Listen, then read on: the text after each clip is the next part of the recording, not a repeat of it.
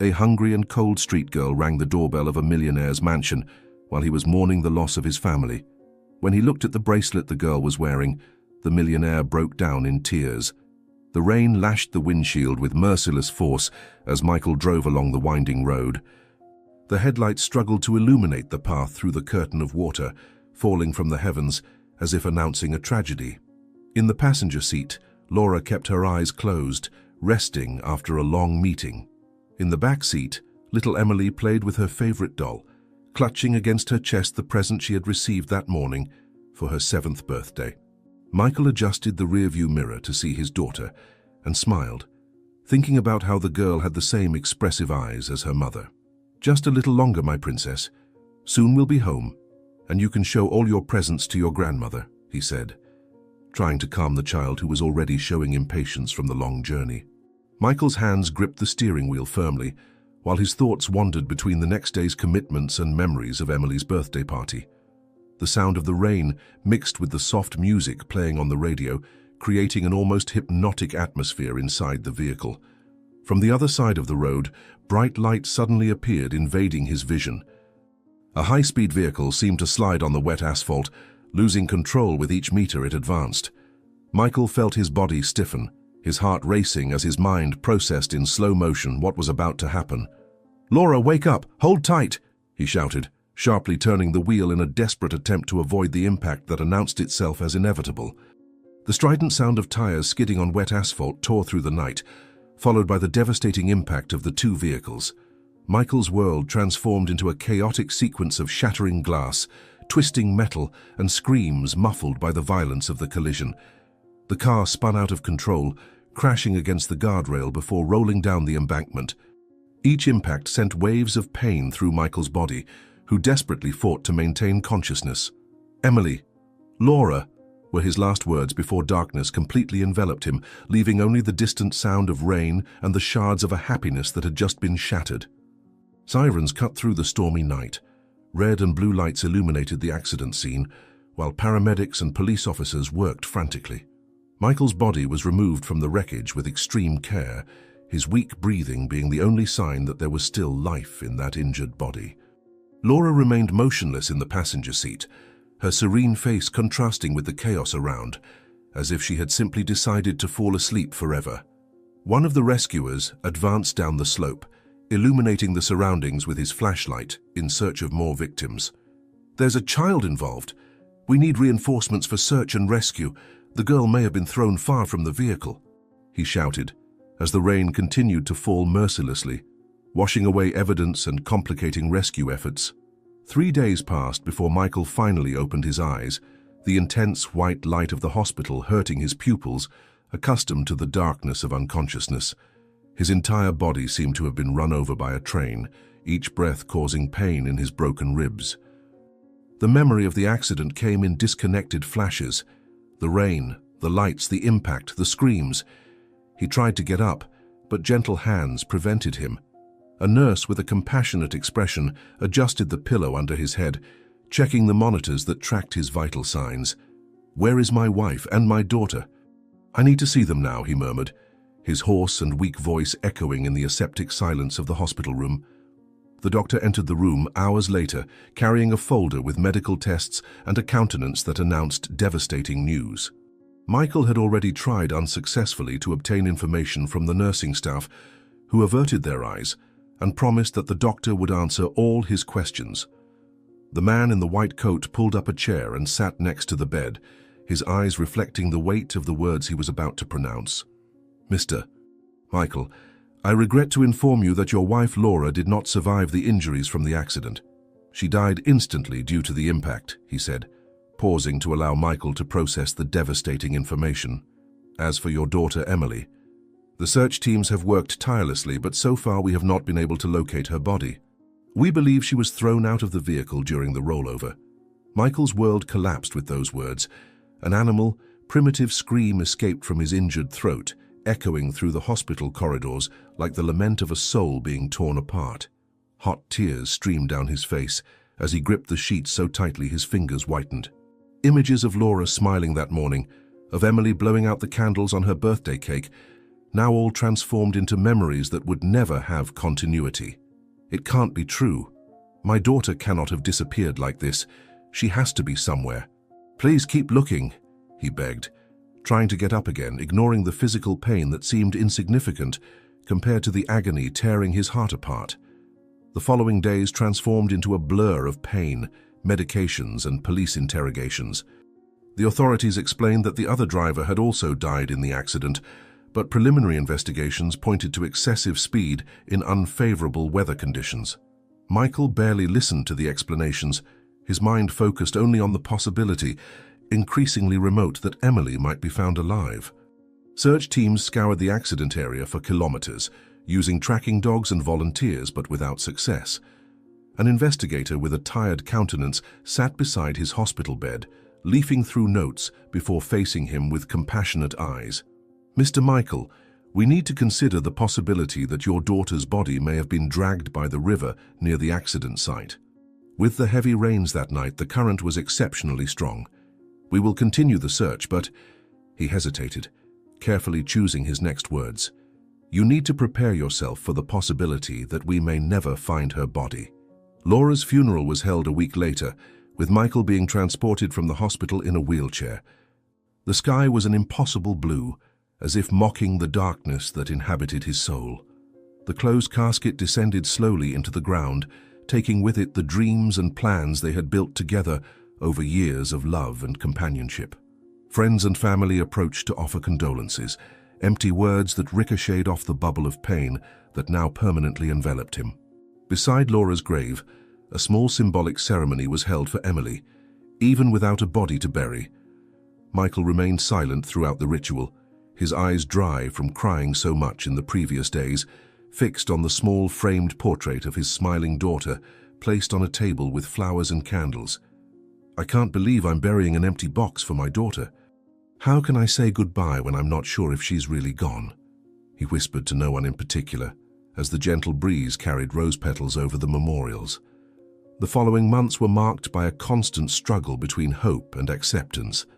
Michael refused to declare Emily officially dead, keeping private investigators searching for any clue about the girl's whereabouts. The house he had shared with Laura and Emily became unbearable, every corner loaded with painful memories that haunted him day and night. He decided to move, buying an isolated mansion where he could carry his pain in privacy. Sitting in his new office, surrounded by boxes not yet unpacked, he contemplated a photograph of Emily wearing the silver bracelet with a star that he had given her on the day of the accident. The official investigations had already been closed, concluding that Emily had died in the accident. "They may have given up on you, my princess, but I will never give up. If you're somewhere, I will find you, even if it's the last thing I do in this life," he promised, running his fingers over his daughter's smiling face in the photograph. The one-year anniversary of the accident arrived with the strongest storm of the season, like a cruel echo of that fateful night. Michael had transformed into a different man, thin, with deep dark circles and prematurely grey hair. His business was managed from a distance, his social interaction reduced to the necessary minimum. The mansion, which should have been a new beginning, became a fortress of solitude where he nurtured both his pain and the tenuous hope that a miracle might happen. That night, standing before his bedroom window, watching the rain punish the impeccably maintained garden that had never seen his daughter's presence, Michael allowed himself to cry again. "I miss you both so much. How can I continue living in this emptiness, in this half-life that has no purpose or joy? Each breath hurts as if it were the first after the accident," he murmured to the storm, as if the elements could carry his words to wherever Laura and Emily might be now. The final police investigation report was delivered personally by an officer who had followed the case from the beginning.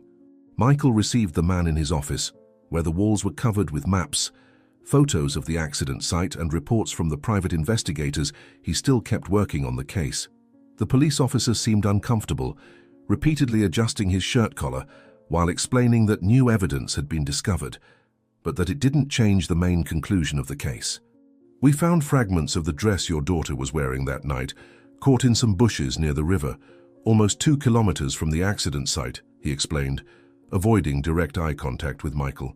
"This confirms our theory that the body was dragged by the current, Mr." Michael, I know it's difficult, but for your own good, you need to start accepting that your daughter isn't coming back.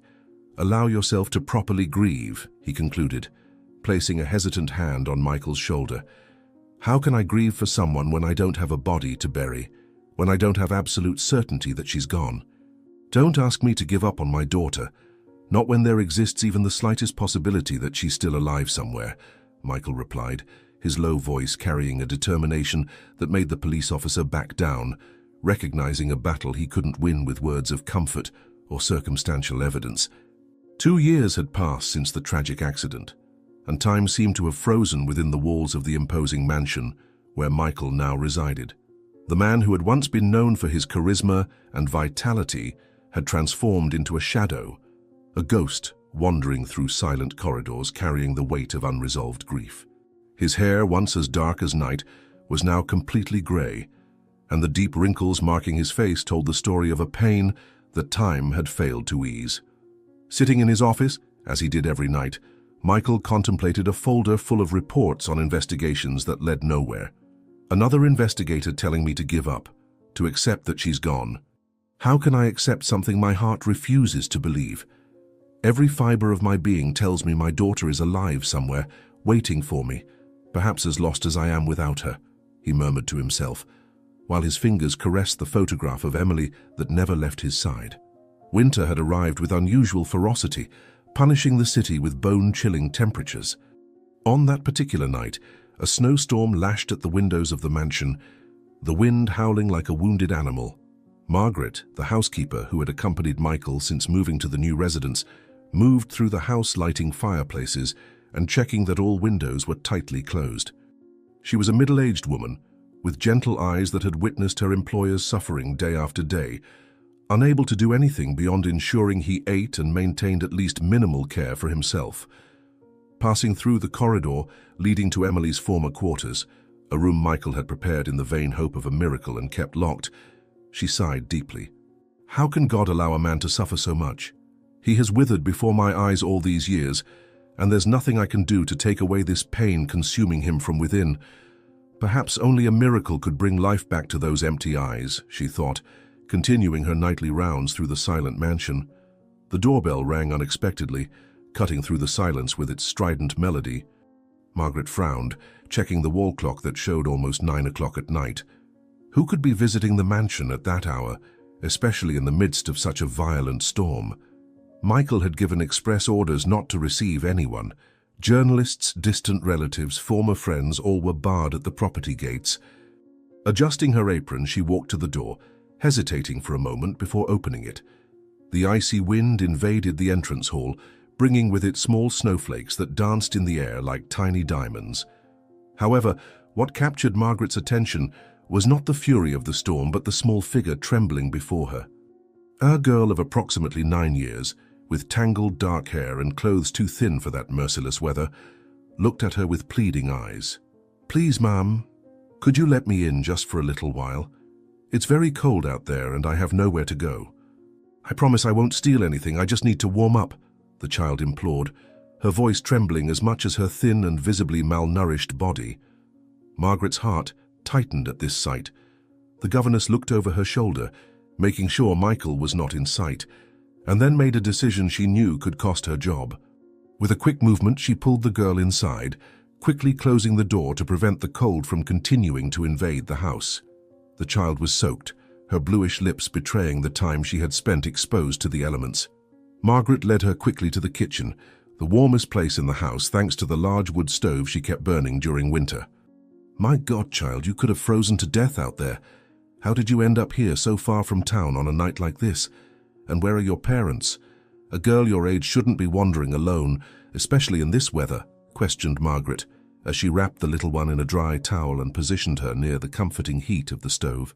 The girl, who introduced herself as Sophia, devoured the bowl of hot soup that Margaret had placed before her, as if she hadn't eaten in days, and that was probably the case. Between spoonfuls, she told fragments of her story, a confused narrative about living on the street since she could remember, about an elderly couple who had taken her in for a while but had recently passed away, leaving her homeless again. There was something strange about her account, as if she were trying to fill holes in her own memory, inventing parts she couldn't really recall. Margaret listened attentively, her maternal heart suffering for the child who had clearly faced more difficulties in her few years of life than many adults. I don't remember much about my life before living with that elderly couple. Sometimes I have strange dreams with people I don't recognize, but who seem to know me. It's as if a part of me is lost somewhere, you know? As if I'm not really who I think I am, confided Sophia, her large, expressive eyes fixed on the governess, as if seeking in her answers to questions she didn't even know how to formulate. The sound of heavy footsteps in the hallway made Margaret freeze.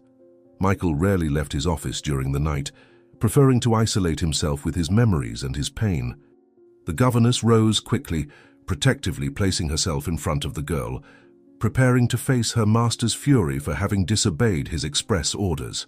Michael's imposing figure appeared in the kitchen doorway, his face a mask of contained irritation. Even consumed by depression, he maintained a posture that commanded respect and at times fear. His eyes, usually empty, now shone with an icy fury as they settled on the small intruder. "Margaret, what is the meaning of this? I thought I had made it absolutely clear that I do not want strangers in my house under any circumstances. Who is this child and why is she here?" he questioned, his low and controlled voice conveying more authority than if he had shouted. "Mr. Michael, please forgive me. This girl was at our door shaking with cold, practically freezing to death. I couldn't leave her out there on a night like this. It would be like condemning her to death." "It was just an act of humanity," replied Margaret, her voice firm despite the fear she felt of her employer's reaction. Michael stepped forward, ready to order the girl taken away immediately, regardless of the weather conditions outside. This was his fortress, his sanctuary of pain, and he would not allow the presence of strangers to disturb the delicate balance he had built for himself. However, when his gaze met the child's, something strange happened. There was something familiar in those eyes, something that made the words die in his throat. The girl stared at him with a mixture of fear and curiosity, clutching the towel around her thin shoulders. It was then that a metallic gleam caught his attention, a silver reflection coming from the child's wrist. Michael felt the blood freeze in his veins as he recognized the silver bracelet with the star-shaped pendant, identical to the one he had given his daughter on the last birthday they spent together. The world seemed to stop spinning as he slowly approached, his eyes fixed on that small jewel that carried the weight of his hopes and sorrows. "This bracelet, where did you get it? Please tell me it's very important," he asked, his voice now trembling, almost pleading. Sophia instinctively backed away, confused by the sudden change in attitude of the man who seconds before had seemed about to expel her. She looked at her own wrist, where the silver bracelet rested, contrasting with her brown skin. It was one of her few possessions, something that had always been with her, even when she had nothing else. She ran her fingers over the star-shaped pendant, a gesture she made almost unconsciously when she was scared or anxious. "I've always had this bracelet for as long as I can remember. The old people who took care of me said I was already wearing it when they found me. Why? Is it yours? I can give it back if you want, even though I really like it," the girl offered, beginning to remove the jewel from her wrist, fearful that the strange man might be angry with her for possessing something that belonged to him. Michael fell to his knees before her, tears flooding his eyes as he extended a trembling hand to touch the small jewel. "No, don't take it off.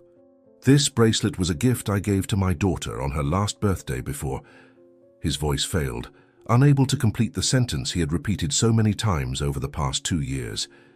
"Emily, is that you, my princess? I've finally found you after searching for so long," he murmured, his voice so low it was almost inaudible. Confusion took over Sophia's face as she looked from the man kneeling in front of her to Margaret, seeking some explanation for this stranger's odd behavior. The housekeeper had brought her hands to her mouth, her wide eyes reflecting the shock of the possibility that now hung in the kitchen air. Could this street child, this little beggar that fate had brought to her door on a stormy night, really be Michael's lost daughter, the girl everyone believed had died in that tragic car accident? Michael seemed to have completely lost his composure, openly sobbing while gently holding the child's hand, examining every detail of the bracelet as if he could extract from it confirmation of the miracle he had waited for so long. "My name is Sophia, sir, not Emily. "I'm sorry about your daughter, but I'm not her. I don't remember much about my past, but I'm sure I've always been Sophia." "At least that's what everyone has called me for a long time," the girl responded, with a mixture of compassion and discomfort, touched by the man's evident pain, but also frightened by the intensity of his reaction. Sophia's words were like knives in Michael's already shattered heart, but something inside him refused to accept the child's denial. The delicate features of her face, the way she slightly tilted her head when confused, gestures that were so familiar, so painfully similar to his Emily's, and the bracelet. It couldn't be a coincidence. It was a unique piece, specially made for his daughter, with a small inscription on the back of the pendant that only he and Emily knew about. With trembling hands, he gently turned over the star-shaped pendant, his heart almost stopping when he found the words engraved there, "To my brightest star, with eternal love, Daddy." A wave of devastating emotions hit him with such force that for a moment he thought he might faint. There was no more doubt in his mind. This was his daughter, his Emily, somehow alive and before him after years of believing he had lost her forever. "This bracelet has an inscription, 'Words I wrote for my daughter.' It couldn't be on your wrist unless you were her. You may not remember me or your real name, but I am absolutely certain that you are my Emily. The accident. You must have lost your memory. Must have been found by someone who gave you another name, another story," Michael said, struggling to control the emotion in his voice, aware that he was frightening the child with his intensity. Margaret watched the scene with her heart racing, divided between the hope that a miracle was really happening before her eyes and the fear of the consequences if this was not Emily. The disillusionment could completely destroy Michael, who was already hanging by a thin thread of sanity in his endless grief. She slowly approached, placing a gentle hand on her employer's shoulder. "Mr. Michael, perhaps we should all calm down a bit. The girl is tired and scared, and you are very emotional. We can talk better in the morning when we've all rested," she suggested, trying to introduce an element of rationality into the emotion-laden situation. But Michael seemed not to hear, his eyes fixed on Sophia, as if fearing she might disappear if he looked away even for a second. "Please try to remember, before living on the streets, before the old people who took care of you, don't you remember a house with a large garden, a dark-haired woman who sang to you every night, a room painted with stars on the ceiling because you loved to watch the sky?" he begged, desperately seeking to awaken any fragment of memory that might be buried in the child's mind. Something strange then happened on Sophia's face, a shadow of recognition, so brief that it could have been just a trick of the light dancing across her features. For a moment, her eyes seemed distant, as if she were seeing something beyond the kitchen walls, beyond the present. Michael noticed this subtle change and felt a spark of hope ignite in his chest. The girl blinked several times, as if trying to clear an invisible fog, and then looked directly at Michael with an intensity she hadn't shown before. "Sometimes I have dreams about a ceiling full of stars, and I smell flowers, many different flowers, as if I were in a huge garden. But I don't know if they're real memories or just dreams I've had from wanting so badly to have a real home," she confessed, her voice almost a whisper. The words, simple as they were, fell upon Michael like a blessing, the first concrete evidence that his intuition might be correct. He couldn't contain the tears that now ran freely down his face, nor did he try to hide the emotion that overwhelmed him. "They're not just dreams, my dear. They're memories, fragments of your past trying to find their way back to the surface. Our garden was full of flowers because your mother loved gardening, and I painted stars on the ceiling of your room so you would never be afraid of the dark. You are my Emily. I am more certain of that than I have ever been certain of anything in my life," he declared, his voice steady despite the tears, carrying the absolute conviction of a father who had finally found his lost daughter. The certainty that Sophia was indeed Emily ignited in Michael a flame that had long seemed extinguished: determination. In the days following the extraordinary reunion, he mobilized a team of the country's best private investigators, discreet and highly competent people who would spare no effort to discover how his daughter had survived the accident and ended up living as a street girl.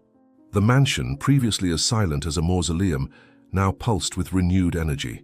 Sophia had been installed in a comfortable room, not the one originally prepared for Emily.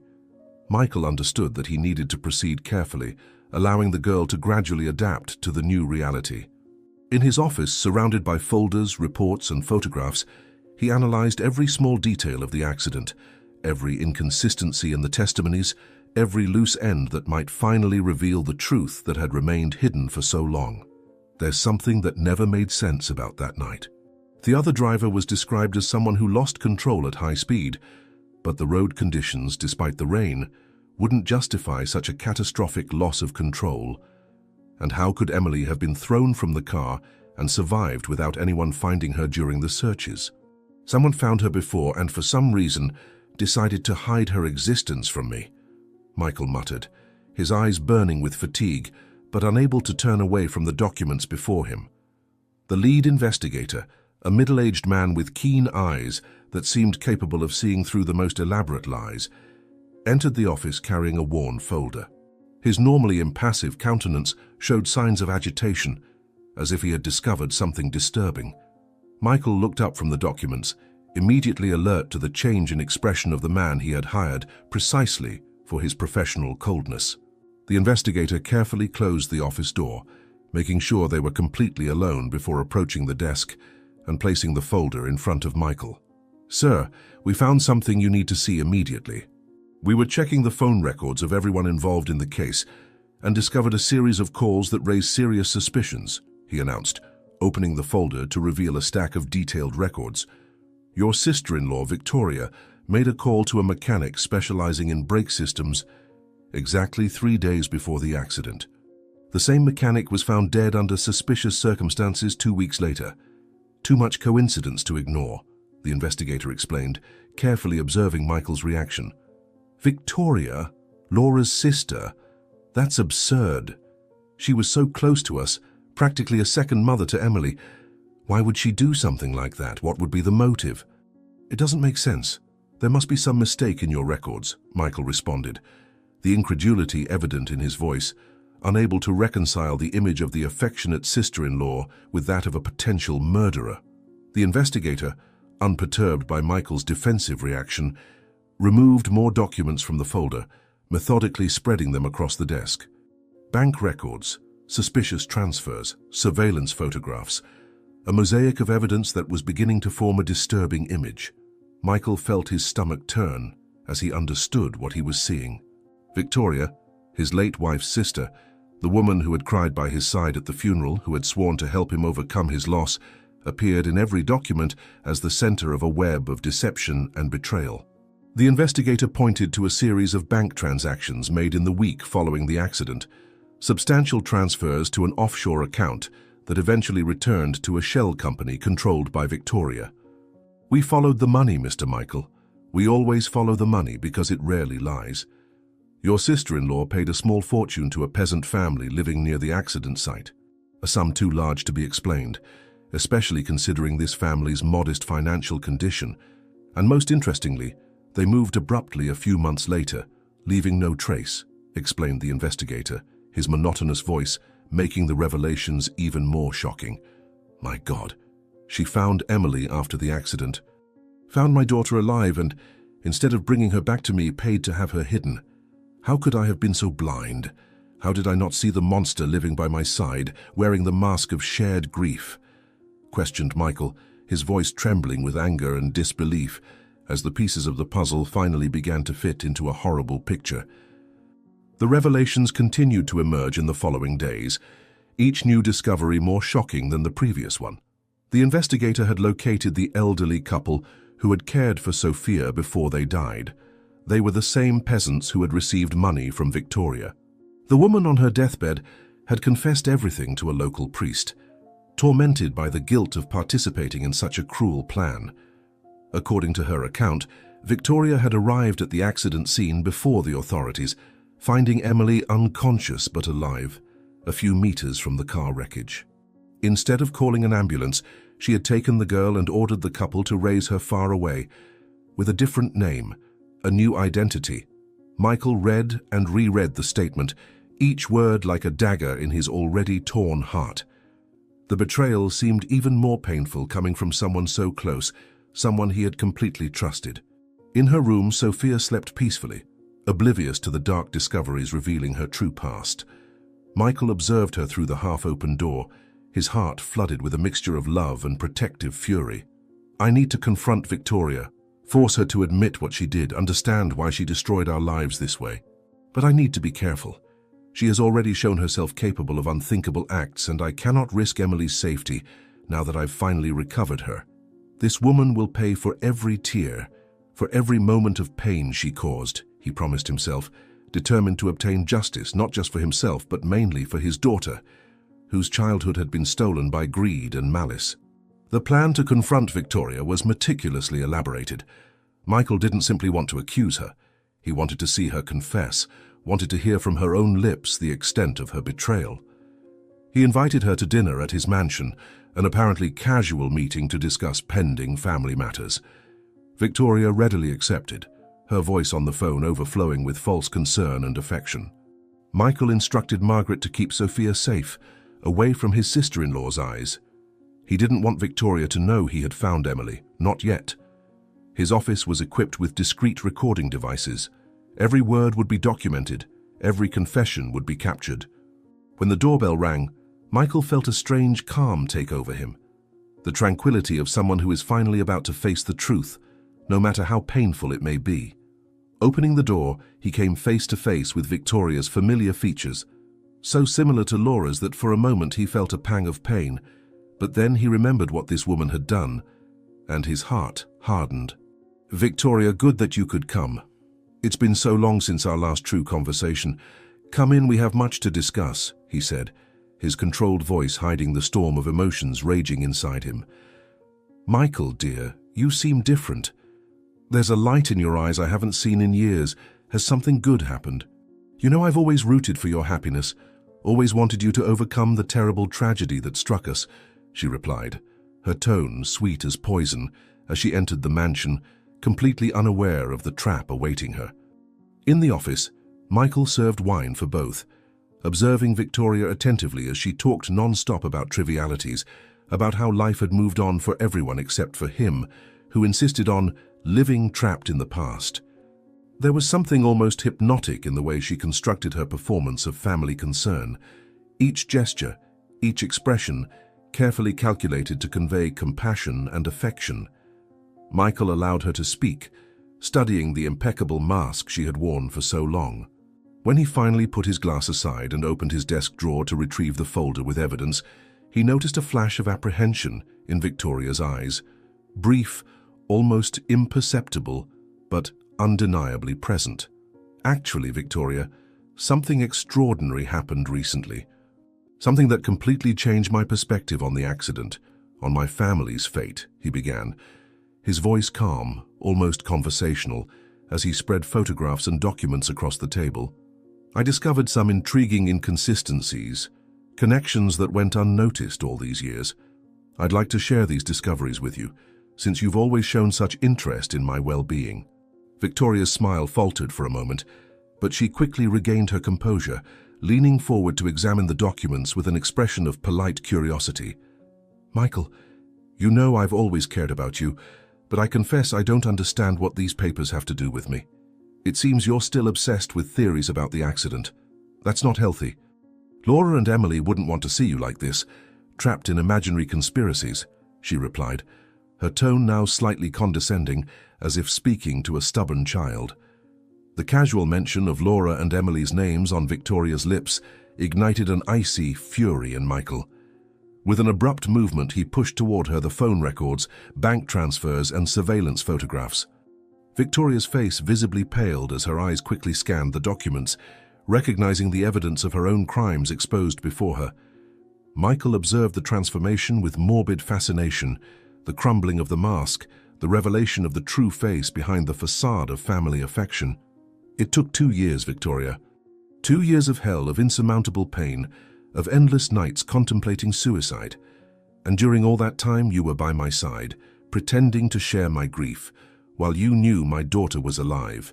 You found her after the accident, didn't you? Found Emily, and instead of taking her to the hospital, paid to have her hidden from me. What I want to know is why. What kind of monster would do this to an innocent child, to a desperate father?" Michael's voice trembled now, not from fear, but from an anger so deep it threatened to consume him completely. Victoria remained silent for long seconds, eyes fixed on the documents before her. When she finally looked up, Michael barely recognized the woman in front of him. The sweet, concerned demeanor had completely disappeared, replaced by a cold, calculating expression.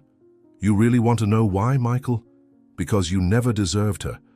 Not Laura, not Emily, not the fortune, not the perfect life you flaunted as if it were your right.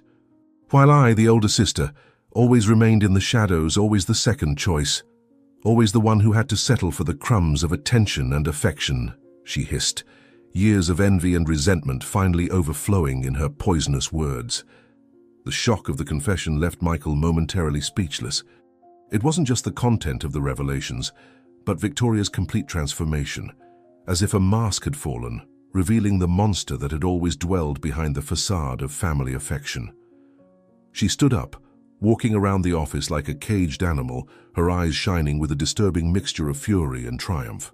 Michael remained motionless, allowing the hidden recorder to capture every word of the confession that now flowed freely from his sister-in-law's lips. "You know what's most ironic, Michael? I never planned for anyone to survive that accident. The car was sabotaged with the intention that the tragedy would be complete. The entire family should have been gone that night.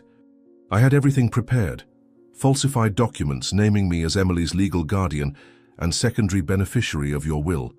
A complete family tragedy, followed by a substantial inheritance for the poor, dedicated sister-in-law who had always stood by the family," she continued, her voice laden with an icy disdain that chilled Michael to the bone.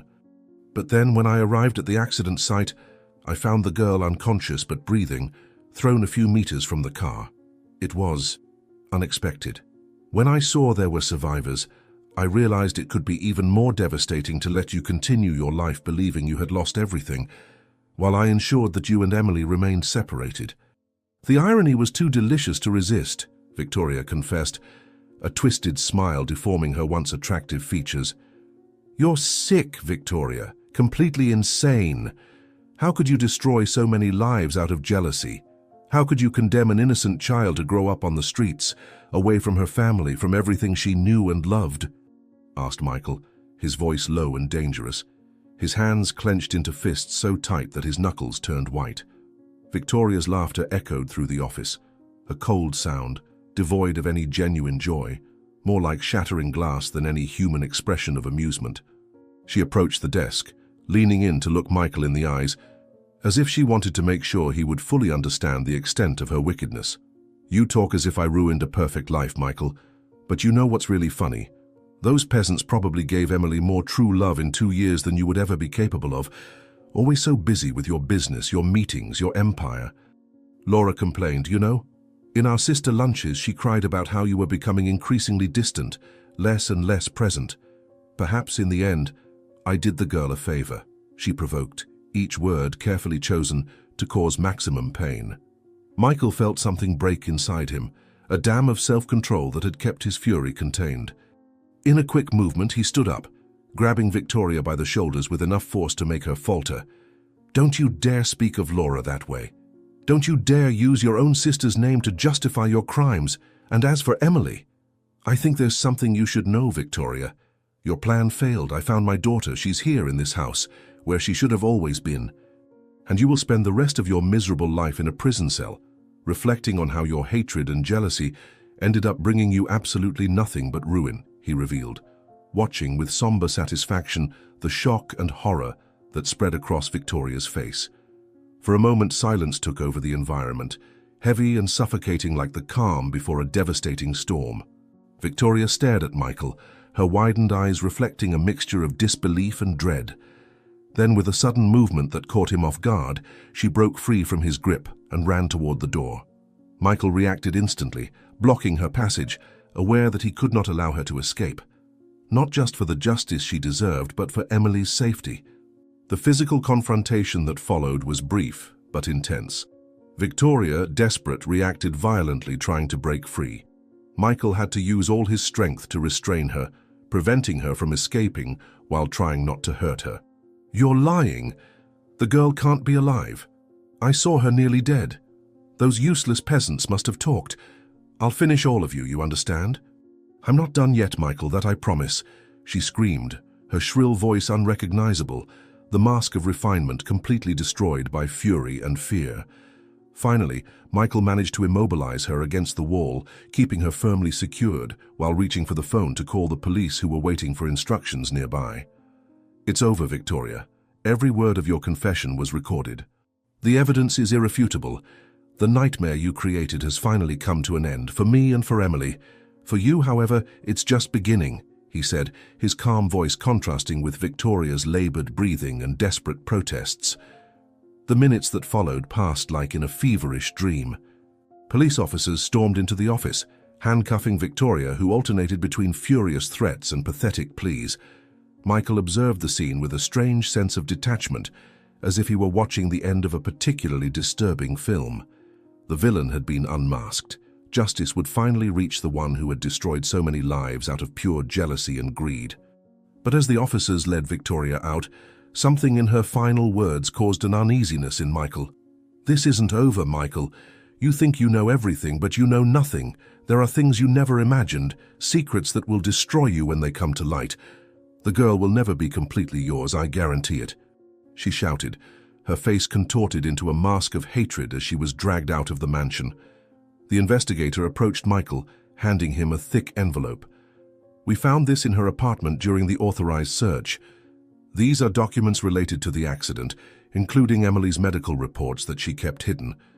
There's more to this story than she revealed today, sir. Things that perhaps you need to know before moving forward with your daughter," he explained, his grave tone suggesting that even after Victoria's confession, not all shadows had been dispersed. Michael accepted the envelope with slightly trembling hands, feeling the weight of secrets that still awaited revelation. "Thank you for everything. I'll analyze this carefully. Now I need to see my daughter, ensure she's well protected from all this horror.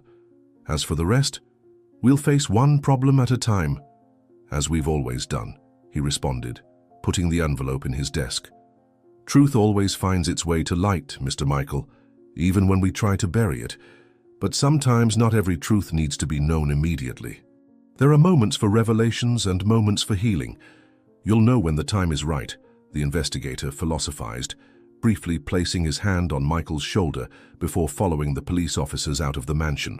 When silence finally returned to the mansion, Michael slowly climbed the stairs toward the room where Emily, he needed to get used to calling her by her real name, was resting under Margaret's attentive care. He stopped at the half-open door, observing the girl who slept peacefully, unaware of the drama that had unfolded just a few meters below. The housekeeper noticed his presence and approached silently, the question evident in her tired eyes. Michael nodded slightly, confirming that everything had been resolved, that the threat had been neutralized. Margaret smiled, tears of relief shining in her eyes, before discreetly withdrawing to give the reunited father and daughter a moment of privacy. Michael entered the room, sitting gently on the edge of the bed, trying not to wake the child. However, as if sensing his presence, Emily slowly opened her eyes, blinking a few times to adjust to the dimness of the room. "Is everything okay now? The bad woman who took me away won't come back?" she asked, her voice sleepy but carrying an understanding that surprised Michael. For a moment he questioned if she had heard more of Victoria's confession than she should have, if perhaps some memories were beginning to return. "Yes, my love. Everything is fine now. The person who did bad things was taken by the police and won't hurt you or anyone else anymore. Now we can start again, rebuild our family one day at a time," he responded, gently stroking the girl's hair. "I don't remember everything yet, but I know you're my real father. I feel it in here, as if a part of me always knew it was lost and finally found its way back home," Emily murmured, her eyes fixed on Michael's with an intensity that seemed to transcend the years of separation, the lost memories, all the suffering they had faced. Victoria's arrest brought momentary relief, but Michael knew the real challenge was just beginning. Emily, he still struggled not to call her Sophia, needed not only to recover her memories, but also to heal the deep wounds caused by abandonment and life on the streets.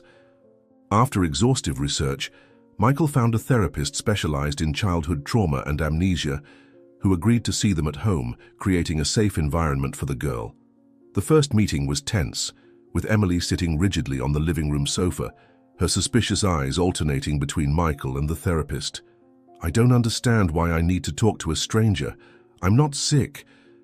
I just don't remember the things you want me to remember, she declared, crossing her arms defensively. Nobody is saying you're sick, dear. It's like when we hurt our knee. We need help to heal completely. Some wounds are inside us, invisible, but still need care, Michael responded gently, feeling his heart tighten, seeing the fear disguised as rebellion in his daughter's eyes. The initial sessions were frustrating, with little progress. The therapist explained that Emily's mind was protecting itself, blocking potentially painful memories of the accident and traumatic separation. Margaret had the idea of transforming Emily's old room, kept untouched for 2 years, into a space that could stimulate her memories without pressuring her. They carefully reopened the room, removing the layer of dust that covered the girl's toys, books, and clothes. Michael found the old teddy bear that Emily never abandoned, now faded by time. When he presented it to his daughter, something strange happened. She took the toy automatically, bringing it to her nose as if the smell could awaken something in her dormant memory. "Mr. Starr," she murmured so softly that Michael almost didn't hear. "How do you know his name?" he asked, trying to contain his emotion. Emily blinked, confused, hugging the bear against her chest. "I don't know. It just came out. Is that what I called him before, because of the spots that look like stars on his belly?" The days turned into weeks, and small fragments of memory began to emerge like scattered pieces of a puzzle. Michael discovered that sounds and smells were powerful catalysts for Emily's recollections. One morning he prepared hot chocolate, following exactly the recipe that Laura used, with cinnamon and a touch of vanilla. When Emily entered the kitchen, she stopped abruptly, her eyes closing as she deeply inhaled the familiar aroma. "Mom made this on Sunday mornings," she said, before even realizing what she had said. Michael froze, the mug halfway to the table. "Yes, it was our family tradition. Hot chocolate and stories every Sunday morning," he confirmed, afraid to break the fragile moment with any sudden movement. Emily sat down slowly, accepting the mug he offered. She had a beautiful voice when she told stories. Soft like silk, the girl continued, her eyes distant, seeing something beyond the sunny kitchen. "I liked when she did different voices for each character. Made you laugh so hard that sometimes the chocolate came out your nose." Music proved to be another powerful pathway to Emily's buried memories. Michael found the old records that Laura used to play, and on a rainy afternoon, let the melodies fill the house. The reaction was immediate. Emily stopped what she was doing, her eyes widening as she recognized a lullaby that her mother used to sing. Silent tears began to stream down the girl's face, not of sadness but of recognition. "She sang this to me every night, didn't she? Even when I said I was too big for lullabies," she whispered, her voice thick with emotion. Michael sat beside her, taking care not to invade her space. "Yes, she insisted that no one was too big for a love song before sleeping. Laura had this belief that the last words we hear before falling asleep shape our dreams," he explained, feeling his own voice falter. "I used to pretend I was asleep, but actually waited until the end of the song. I liked the way she stroked my hair and called me her little star." The visits to the garden that Laura had cultivated with such care triggered another wave of memories. For years, Michael had kept gardeners meticulously tending to the space, unable to let that living part of his wife die. On a particularly pleasant afternoon, he invited Emily for a walk, observing her carefully as they walked among colorful flower beds. She stopped in front of a bush of red roses, extending her hand to gently touch a petal. "Mom let me help take care of these. She said they were special because you gave them to her the day they told you I would come into the world," said Emily, her voice distant but confident. Michael felt his heart skip a beat. It was a precise memory, a detail that no one but them could know. "She told you that. It was our little secret, those roses. I gave them to her the night we discovered the pregnancy," he confirmed, fighting against the tears that threatened to fall. "I remember her talking about it while we watered them together. She said that flowers, like people, need love to flourish, and that I was the most beautiful flower you two had cultivated." Storms were always a point of tension for Emily, even before the accident. The first major storm after her return was especially difficult. The roar of thunder and the lashing of rain against the windows awakened not only old childhood fears, but also fragments of the accident trauma. Michael was in his office, When the first lightning tore through the night sky, instinctively he thought to check on Emily, remembering how she used to fear storms. He found her huddled under the covers, trembling uncontrollably, her wide eyes fixed on the window. "I don't like this. Never liked it. The thunder is like the noise from that night. The noise of everything breaking," she whispered, her voice almost inaudible over the roar of the storm. Michael sat carefully on the edge of the bed, maintaining a respectful distance. "Do you remember the accident, Emily?" he asked softly, fearing the answer but knowing they needed to face this moment eventually. "Not everything. Flashes, bright lights, a horrible noise, and then only darkness and cold. Very cold. And then strange faces, people I didn't know saying they would take care of me." The following hours were painful, with Emily finally verbalizing fragments of the trauma she had kept buried for so long. Michael listened patiently, his heart breaking with each new detail, each confusing and terrifying memory that his daughter shared between sobs.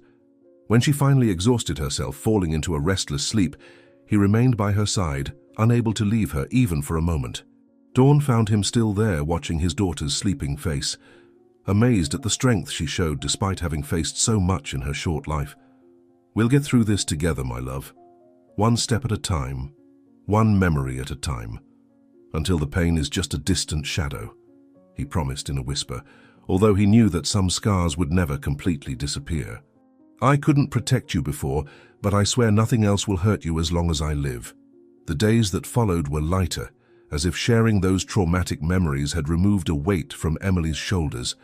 She began to explore the house with more confidence, discovering corners and objects that awakened new memories. Michael observed this transformation with a heart full of hope, allowing her to establish her own pace of reconnection with her past. One afternoon, while reviewing documents in his office, Michael felt a presence at the door. Emily was standing there, holding a photo album she had found. "I found this in the living room cabinet. It's us, isn't it?" "A real family," she said, approaching timidly and placing the album on the desk. Michael pushed the papers aside, inviting her to sit next to him. "Yes, our family. These are moments we shared together, memories we created," he replied, opening the album to the first page. "I want you to tell me everything about each photo. I want to know who we were, who we are. I want to remember, even if it hurts a little. The therapist said sometimes we need to feel the pain to truly heal." The greatest transformation came, however, on a particularly violent, stormy night, weeks after the first conversation about the accident. Michael was reading in his bed when he heard hurried footsteps in the hallway, followed by a hesitant knock on his door. Before he could answer, Emily burst into the room, her pale face briefly illuminated by lightning. Without saying a word, she ran to the bed and dove under the covers, exactly as she used to do when she was 4 or 5 years old. Michael was paralyzed by surprise, observing the small trembling mound his daughter formed beside him. A particularly loud thunder shook the house, and Emily emerged from under the covers just enough to look at him with wide eyes. "Daddy, can I stay here until the storm passes? Like before? You always said nothing bad could happen when we were together," she asked, using for the first time since their reunion the word he had so longed to hear. Michael felt tears instantly spring forth, an emotion so intense he could barely breathe.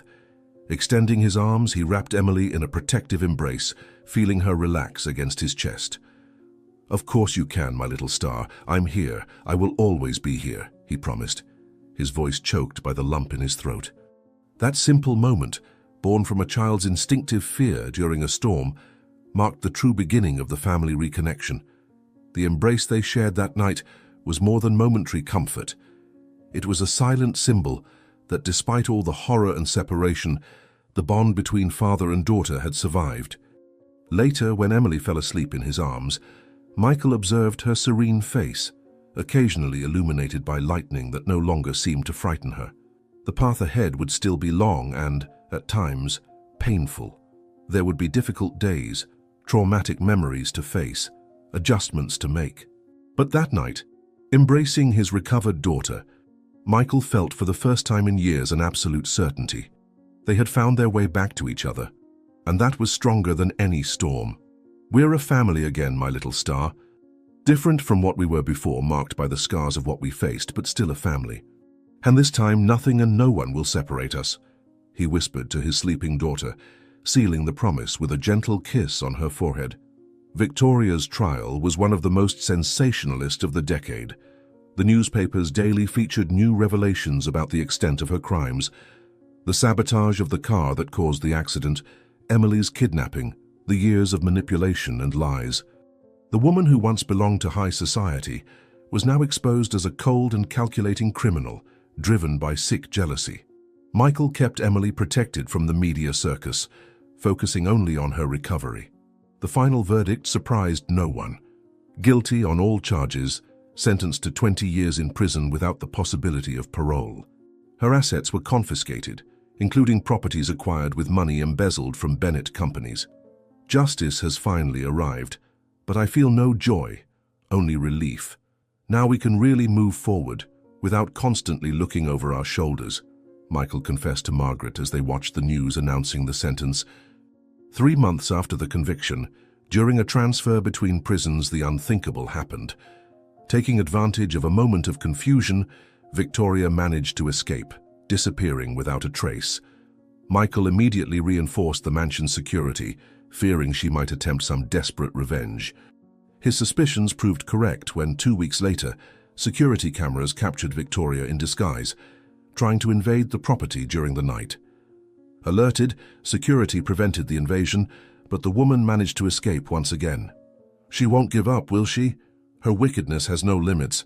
Why can't she just leave us in peace after everything she's done? Asked Emily, her voice trembling upon discovering the attempted invasion. The hunt for Victoria intensified, with her photo plastered across newspapers and newscasts throughout the country. Cornered and desperate, she made one last attempt. On a rainy day, she intercepted the car taking Emily back from school, causing a panic situation. The driver, trained for emergencies, managed to avoid the approach, accelerating down the winding road, while Victoria pursued them with suicidal ferocity. In her obsession, she didn't notice the truck coming from the opposite direction as she made a dangerous overtake. The impact was devastating, sending her vehicle off the road, rolling several times before coming to a complete stop, completely destroyed. "Mr. Michael, there's been an accident on the main road. Miss Emily is fine, but..." The security guard hesitated on the phone, carefully choosing his words. "It was Victoria, wasn't it? She finally got what she deserved," Michael responded, feeling a strange mixture of relief and sadness for the tragic fate of someone who had once been part of his family. Surprisingly, Victoria survived. However, the consequences were severe. Her face would never be the same, and the impact to her head permanently affected her memory, leaving her unable to remember who she was or what she had done. She couldn't remember who she was, what she had done, or why she was handcuffed to a hospital bed under police surveillance. Doctors determined her condition was permanent, and after serving part of her sentence in a maximum security hospital wing, she was deemed incapable of posing a danger due to her mental condition. With an altered identity and discreet monitoring, she was released on special parole, a shadow of the powerful and manipulative woman she once was. Life has a strange way of delivering justice, sometimes more poetic than any court could decree. Michael reflected upon receiving the news, deciding not to share this outcome with Emily to avoid reopening old wounds. Years passed. Emily, now a promising young doctor, dedicated her free time to the Bennett Foundation, created by her father to help traumatized children and homeless people. On a cold winter night, while distributing blankets and hot food at the shelter maintained by the foundation, she noticed an elderly woman huddled in a corner, her face partially covered by a faded scarf. Something about her awakened her compassion. Perhaps the way her eyes, the only still recognizable part of her features, seemed lost and confused. "You need medical attention. That wound on your arm looks infected," Emily said, gently approaching the beggar, who recoiled in fear. "I can't pay, doctor. I barely remember who I am or where I came from," replied the woman, her voice harsh from disuse. Fate, in its cruel irony, had placed victim and tormentor face to face, although only one of them knew the true story that connected them. Michael, who occasionally accompanied his daughter on these visits to the shelter, recognized Victoria immediately despite the scars and premature aging. He watched from a distance as Emily cared for her with the same compassion she dedicated to all patients, completely unaware of the identity of the one who had caused so much harm to her family. You got what you wanted, Victoria. You're living on the streets without identity, without memory, exactly as you planned for my daughter.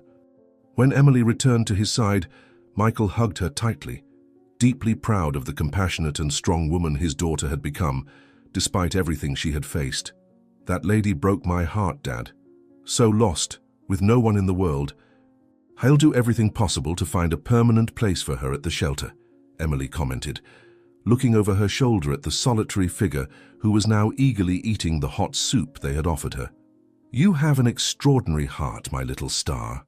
Your mother would be immensely proud of the woman you've become, replied Michael, feeling that the cycle had finally come full circle, justice manifesting itself in the most poetic way possible, through the unconscious compassion of the victim for her tormentor, now reduced to a shadow with neither past nor future.